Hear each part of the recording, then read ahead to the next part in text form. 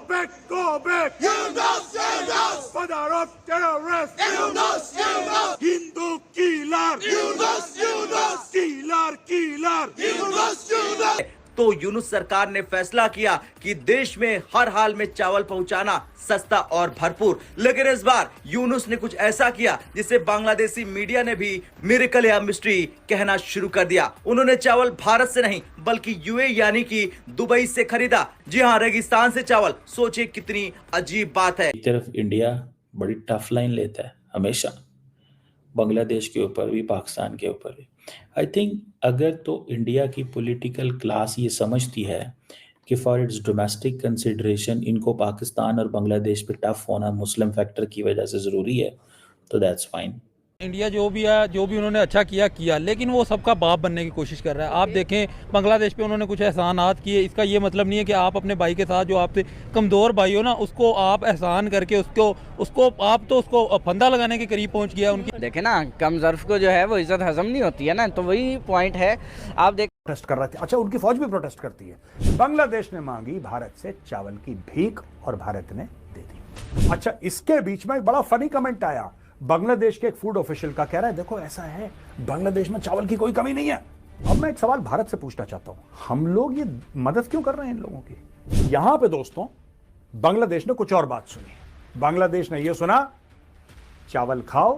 Leadership है वो जारी बात है, उसको बांग्लादेश रिसीव कर रहा है, इंडिया को ज़रा अच्छा नहीं लग रहा, इसीलिए इंडिया समझता है कि हमें थोड़ा सा अफगानिस्तान के करीब हो जाना चाहिए अंदर। ठीक है, तो इंडिया के अंदर इतनी पावर, इतनी अथॉरिटी है कि मतलब अगर वो आंखें दिखाए तो बांग्लादेश को दिखा सकता है। वजह क्या है कि यार बहुत बड़ी इकोनॉमी है, ठीक है। अगर बेड़ा गर्क भी हो जाए ना इस बात की वजह। दोस्तों, बांग्लादेश का मोहम्मद यूनुस आपको याद होगा, इसने अभी क्या किया कि पाकिस्तान का एक जनरल किया बांग्लादेश के अंदर, और पाकिस्तान के साथ भाईचारा निभाने के चक्कर में इसने ग्रेटर बांग्लादेश का नक्शा, जिसमें भारत के नॉर्थ ईस्ट के राज्य शामिल थे, वो पाकिस्तान को भेंट कर दिया। और आसिम मुनीर क्या तो यह सपना है कि बांग्लादेश की तरफ से भी भारत पर अब हमला किया जाए, पर भारत ने इनकी 24 घंटे के अंदर ही टांगें तोड़कर रख दी हैं। और खबर है कि बांग्लादेश को भारत की तरफ से चावल का एक्सपोर्ट रोक दिया गया है। तो बांग्लादेश गिड़गिड़ा रहा है और अब बांग्लादेश ने एक नया जुगाड़ निकाला है। जैसा पाकिस्तान करता है कि भारत की तरफ से फल और सब्जियां जब दुबई जाती हैं तो फिर ये दुबई से लेकर आते हैं, तो भिखारी पाकिस्तान का रूट अपनाते हुए अब जो बांग्लादेश है वो भी चावल के दाने दाने के लिए पहले दुबई जा रहा है। दुबई में भारत का चावल वहां पर पहुंचता है, वहां से ये ले लेकर चावल खा रहे हैं और बांग्लादेशी दाने दाने चावल के लिए तड़प रहे हैं। पाकिस्तान बांग्लादेश की अंतरिम गवर्नमेंट ने ऐलान किया कि वो 1 lakh tonne non basmati parboiled rice import करेंगे। उनमें से 500 टन दुबई बेस्ड सप्लायर से खरीदा जाएगा, बाकी म्यांमार से। अब ये सुनकर सबके कान खड़े हो गए, क्योंकि दुबई कोई राइस प्रोड्यूसिंग देश नहीं है, वहां तो रेत और खेती भी नहीं है। तो सवाल उठता है, आखिर ये चावल आया कहां से? सच्चाई ये है कि ये चावल भारतीय चावल है, जो भारत से एक्सपोर्ट होकर दुबई पहुंचा और वहां से री एक्सपोर्ट होकर बांग्लादेश चला गया। यानी चावल वही। क्या कहना चाहते हैं कि मोहम्मद यूनुस ने इतनी बड़ी स्टेटमेंट दी और उसका जो नतीजा है वो ये भुगतना पड़ रहा है कि भाई आप ट्रांसशिपमेंट से हाथ धो बैठे हैं, आपकी एक्सपोर्ट्स पर बैन लगा दिया गया है। देखें, इंडिया जो भी है, जो भी उन्होंने अच्छा किया, लेकिन वो सबका बाप बनने की कोशिश कर रहा है। आप देखें बांग्लादेश पे उन्होंने कुछ एहसानात किए, इसका ये मतलब नहीं है कि आप अपने भाई के साथ, जो आपसे कमज़ोर भाई हो ना, उसको आप एहसान करके उसको आप तो उसको फंदा लगाने के करीब पहुंच गया। उनकी एक्सपोर्ट आपने बंद कर दी। उनके जो पीछे मामलात ख़राब हुए थे, वो स्टूडेंट्स ने हसीना वाजिद को निकाला। अब वो अपनी हसीना वाजिद को कह रहे हैं कि इनको वापस भेजें, हम इसके साथ जो भी उनके अपने लॉ के मुताबिक करना चाह रहे हैं। लेकिन इंडिया इस बात पे भी नहीं आ रहा। तो इंडिया अच्छा, थोड़ा सा अच्छा कर रहा है। अच्छा भी वो इस नीयत से कर रहा था क्योंकि इंडिया को बांग्लादेश में फ़ायदे नज़र आ रहे थे। इंडिया अपने फ़ायदा लेने के लिए अच्छा करता है। जब अभी तक रिसर्च देखी जाए तो इंडिया का सबसे बड़ा डेवलपमेंट जो पार्टनर है वो नज़र आता है बांग्लादेश।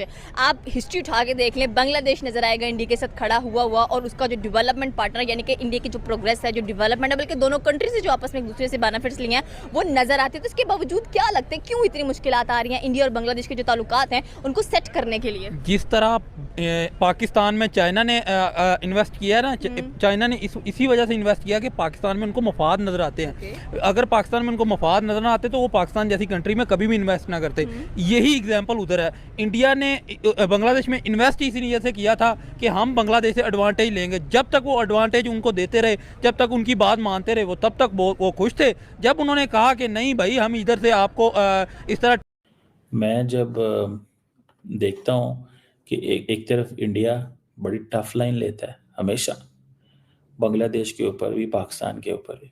आई थिंक अगर तो इंडिया की पॉलिटिकल क्लास ये समझती है कि फॉर इट्स डोमेस्टिक कंसिडरेशन इनको पाकिस्तान और बांग्लादेश पे टफ होना मुस्लिम फैक्टर की वजह से ज़रूरी है, तो दैट्स फाइन।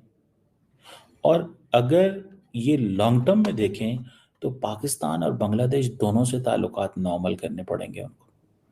ऐसे नहीं चलेगा, ट्रस्ट मी, ऐसे नहीं चलेगा जिस तरह सोचा जा रहा है, कहा जा रहा है, या जिस तरह वो एक इंगेज किया जा रहा है कि जनाब जो मर्जी कर लें, जो हमने तो पाकिस्तान को कबूल ही नहीं करना, और ये इनकी क्या ज़रूरत है, ये बंगाली, ये फलाने।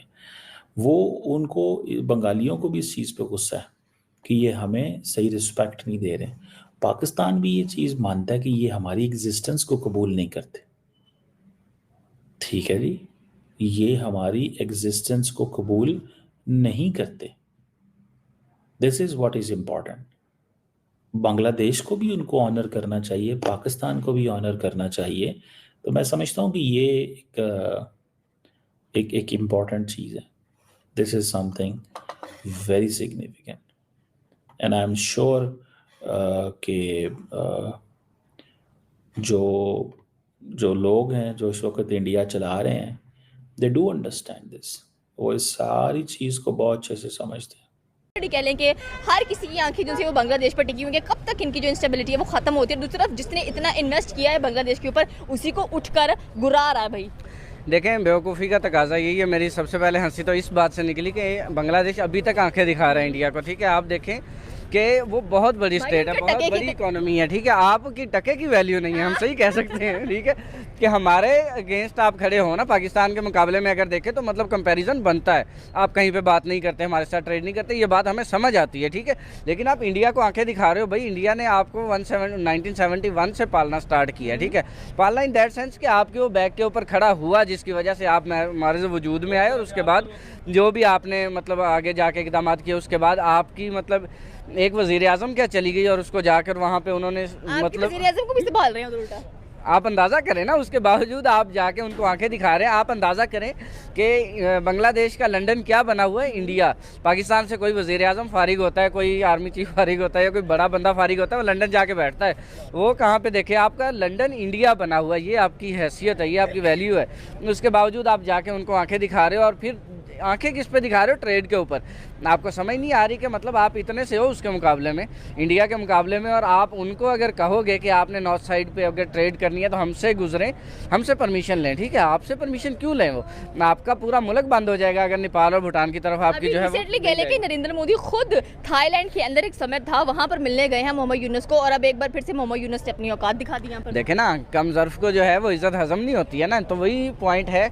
आप देखें, हसीना वाजिद ने जो कुछ किया, आप उसका बदला जाके इंडिया